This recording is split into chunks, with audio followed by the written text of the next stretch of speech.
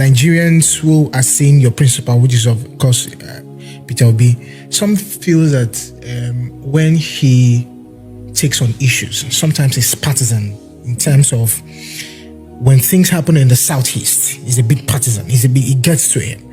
And he doesn't talk about it. Maybe he gets him, but he doesn't talk about when. But when things happen in Lagos, or probably in the southwest, for example, or in the south, or in the north, he gets to jump on it. And some persons are saying, if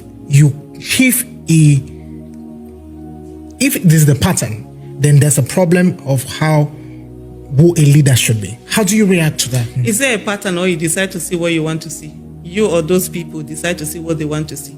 So that's the thing. People are looking for what it is that confirms their biases.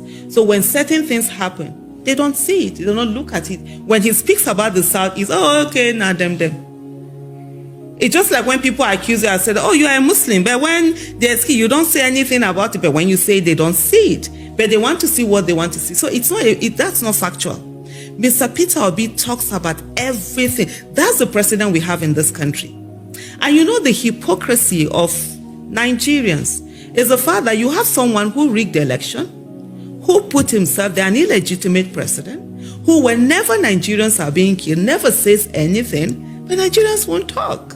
But they are quick to come and say that, oh, Mr. Peter Obi has spoken about this or not spoken about it. When he speaks about the killings in the Southeast, I mean, you can go to his handle and Google Southeast or any of the, at least we have 5 states in the southeastern region, right? Yeah. Go there most of his statements are on his Twitter account. If you go there, put every state and see whether you will not see statements on those things. But when he does it, it's nothing because it's felt as if, it's his part now, or that, would he not? But when something happens in Lagos, because right now we're having a bigotry that has been institutionalized since the coming of, Tinubu, we have a bigotry that has been institutionalized where before it's a handful of people who were talking on social media, now there's a backing that goes with it, and they're telling you that, oh, you can't say anything about Lagos. Nobody has the right to tell anyone not to say anything about any state. As long as you go to Abuja to go and collect that federal allocation,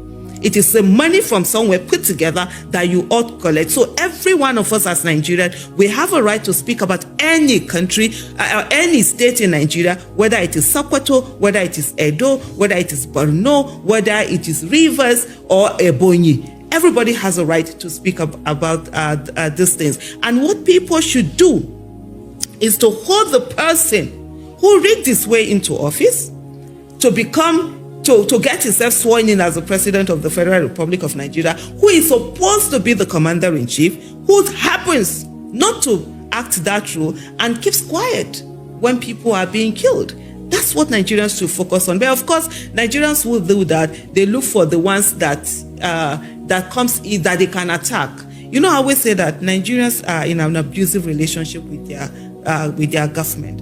And so as much as possible, when they see someone and then we also self-destruct.